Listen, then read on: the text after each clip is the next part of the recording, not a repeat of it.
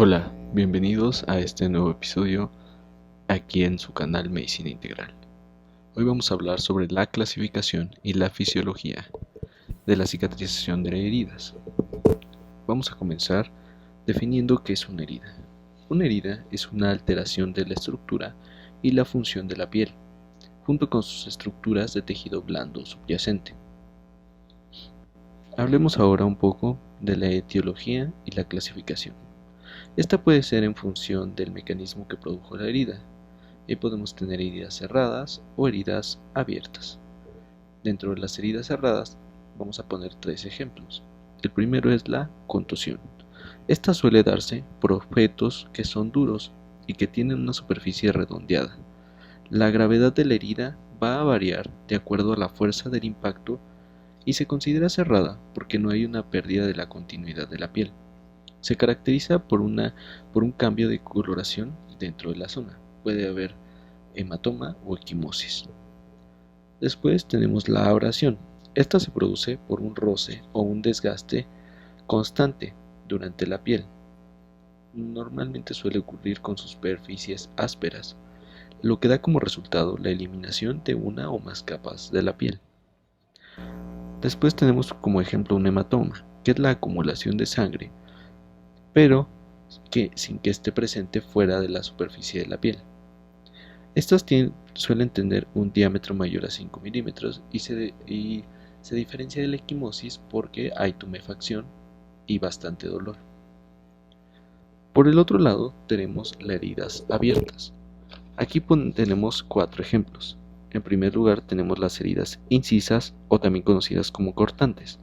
Estas se caracterizan por tener un aspecto lineal y sin irregularidades en los bordes. Se suelen presentar por objetos filosos y puede haber heridas inciso-contundentes, es decir, que cortan y a la vez golpean. También tenemos las laceraciones. Estas se producen por acción de objetos con bordes que tienen dientes o dentados, lo que produce que la herida tenga un desgarramiento. Es decir, la piel está desgarrada, con bordes irregulares. También tenemos el aplastamiento. Esto se produce cuando una parte del cuerpo es sometida a una gran fuerza o una gran presión, normalmente entre dos objetos que generan esta fuerza. Y por último, el último ejemplo que tenemos aquí es la herida penetrante. Estas se tratan de heridas que son producidas por objetos puntiagudos.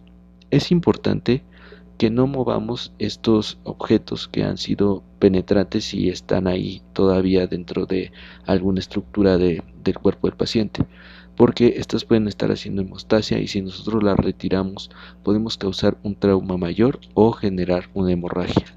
Es importante primero estabilizar la herida y conocer el ángulo en el que fue introducido el objeto penetrante.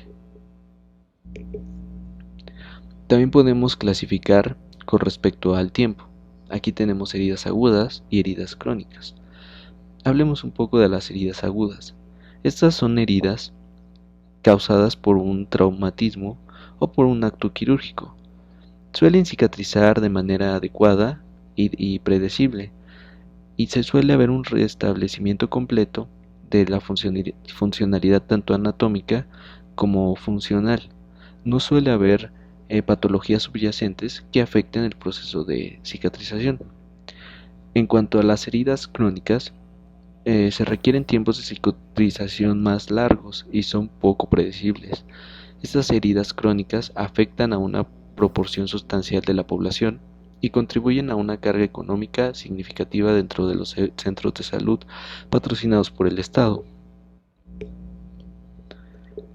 Dentro de la clasificación de las heridas agudas caben las heridas quirúrgicas.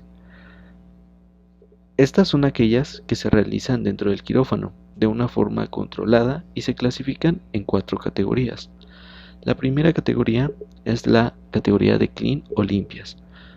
Esta corresponde a cerca del 75% de todas las heridas quirúrgicas, ya que se producen con una correcta técnica de asepsia y el tejido no está comprometido. Son heridas con nula o muy poca inflamación y no involucran el tracto ni respiratorio, ni alimentario, ni genital, ni urinario. El riesgo de infección es muy bajo, es cerca del 1%. Su tratamiento se basa usualmente en solo acercar los bordes de la herida, obviamente mediante técnica quirúrgica de sutura. También tenemos como segunda parte de la clasificación las heridas limpias contaminadas.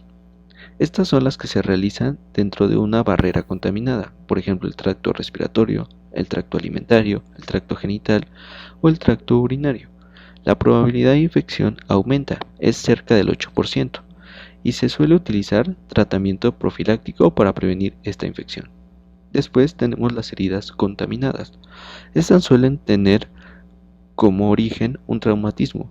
Son heridas abiertas y frescas, donde se transgreden las técnicas asépticas o se transgrede alguna barrera con material contaminante.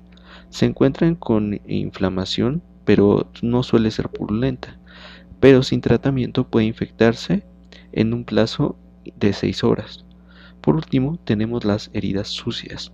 Estas suelen ser heridas traumáticas eh, que requieren o que involucran tejido, desechos inorgánicos, tienen pus o tejido desvitalizado, suele ser consecuencia de alguna contaminación o, por ejemplo, de una visera perforada que estuvieron. Eso hace que la herida, por ejemplo, esté en contacto con materia inorgánica, como podrían ser las heces. Ahora vamos a hablar un poco de cómo se realiza la curación de heridas. Aquí tenemos 4 imágenes para adentrarnos un poco en la fisiología. En la figura con la letra A, podemos observar que el espacio inicial se llena con sangre que posteriormente se va a coagular debido a la formación de polímeros de fibrina. Esto proporciona la estabilidad inicial de la herida. La fibronectina plasmática va a estar presente en el coágulo y se puede reticular con componentes de la matriz extracelular y la fibrina para unir el coágulo y los tejidos. En la figura número B, las células epidérmicas en los bordes de la herida pierden contacto con otras células epiteliales y con sus membranas basales. Al mismo tiempo, esta pérdida de contacto probablemente actúa como una señal para desencadenar la migración de las células. Al mismo tiempo, las células epidérmicas basales adyacentes a las células migratorias se van a dividir. El resultado de esta migración coordinada y de la división celular va a ser una cobertura gradual del defecto epidérmico. Los productos de degradación de las células lesionadas, como la fibronectina y las enzimas lisosomales de los leucocitos, actúan como quimioatrayentes, lo que resulta en una afluencia de macrófagos, miofibroblastos y fibroblastos. Simultáneamente, las células endoteliales van a proliferar y comenzará la neovascularización. Las células fagocíticas van a ser atraídas por la herida para eliminar parte del coágulo, mientras que los fibroblastos y los miofibroblastos van a comenzar a depositar una nueva matriz extracelular.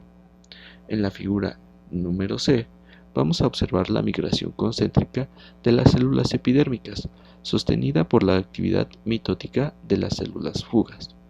Estas van a llenar el espacio de la herida y desplazar los restos del coágulo original, también conocido como escastro, hacia la superficie. El contenido con otras células epidérmicas es la señal que detiene la migración. Las células finales no solo se van a dividir, sino que también van a secretar componentes de la membrana basal.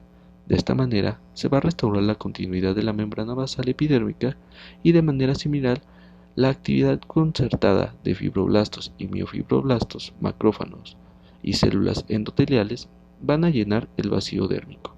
En este punto, el número de macrófagos y miofibroblastos va a disminuir. Los capilares que no establecieron un patrón de flujo definido comienzan a ser borrados y se va a iniciar la acumulación de la matriz extracelular definitiva. Para la figura número D, se ha reparado todo el espacio creado por la herida. La actividad mitótica de las células epidérmicas restaurarán el grosor epidérmico. La mayoría de los capilares del tejido de granulación inicial se han reabsorbido y el espacio dérmico se ha llenado con una matriz extracelular densa y casi avascular, compuesta predominantemente por colágeno de tipo 1.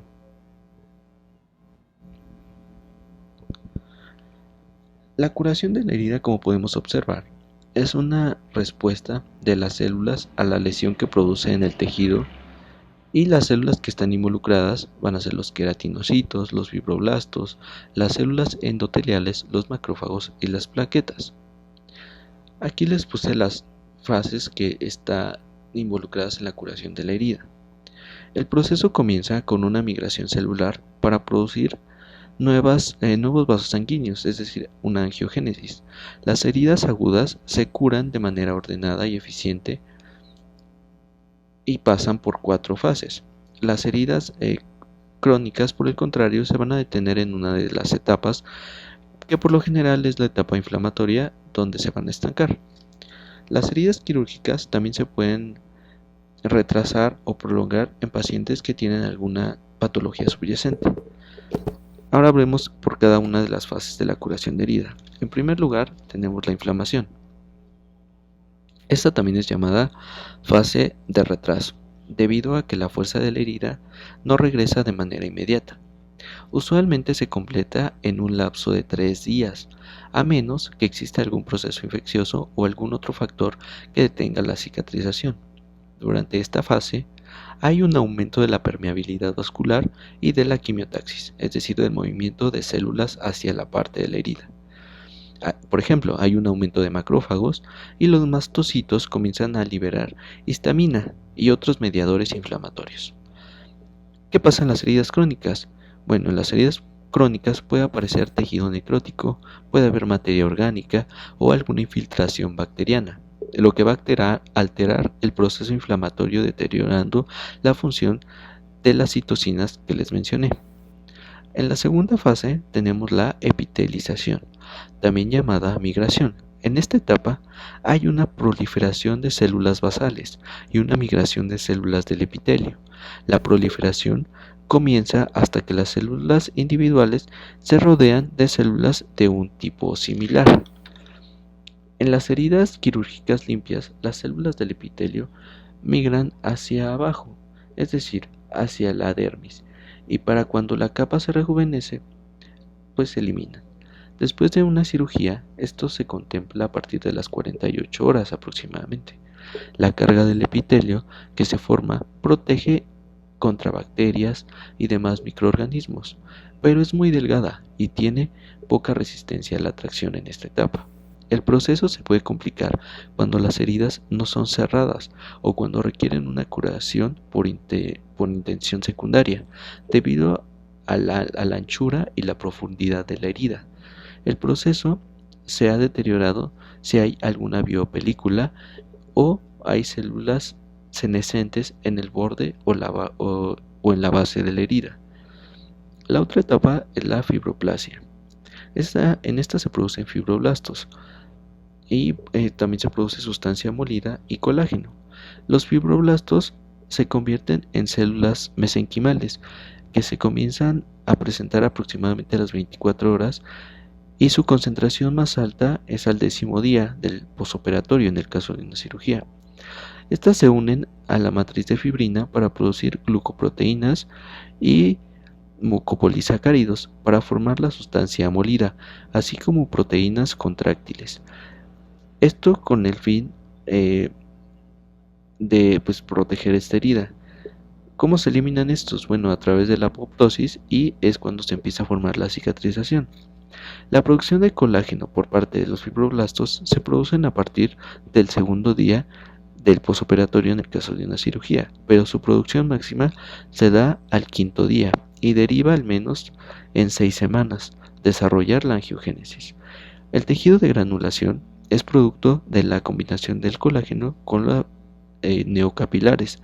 Puede haber una fibrosis patológica si los miofibroblastos persisten y es lo que forman o lo que conocemos como una cicatriz queloide.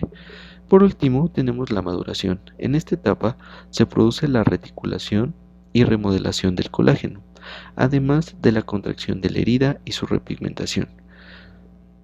La herida se hace resistente a la tracción y tiene un tiempo aproximado de 6 semanas. Y a partir de este punto empieza a haber apariencia de piel normal aproximadamente a los 180 días. Ya a manera de conclusión, hay que decir que la curación de la herida va a depender de qué tan grave fue el traumatismo en el tejido y si hay presencia de alguna patología que retrase la curación. Si se trata de una herida quirúrgica, va a depender también del material de sutura y del descanso e inmovilidad después de la cirugía. Ahora pensemos un poco y me gustaría que me dejaras tus comentarios aquí en la cajita de comentarios para seguir debatiendo sobre este tema. No te olvides de seguirnos en nuestras redes sociales y no te olvides, por supuesto, de suscribirte y de darle like. Nos ayudarías muchísimo haciéndolo. También no te olvides de activar la campanita. Eso es todo por el capítulo de hoy. Te agradezco mucho estar aquí viendo el video y nos vemos a la próxima en este tu canal de Medicina Integral. Hasta luego.